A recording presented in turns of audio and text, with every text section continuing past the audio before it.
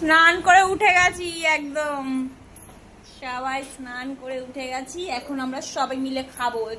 একটা লাস্ট একটা তরকারি হচ্ছে চিংড়ি কচু, ওটা হয়ে যাবে তারপরে আমরা খাবো। কচু চিংড়ি কচু চিংড়ি। আর এই যে দিদি রান্না করে একদম ফাটিয়েছে। ফুচকির জন্য ভাত বাড়ছে।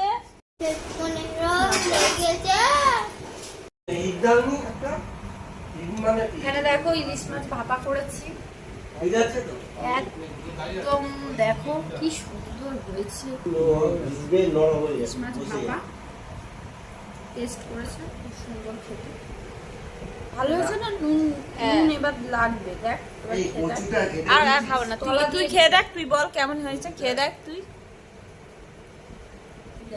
ঠিক আছে, হ্যাঁ হ্যাঁ ঠিক আছে, বুঝে গেছি, ওটা তেল মুখে পড়েছিল ওই জন্য। নুন লাগবে না।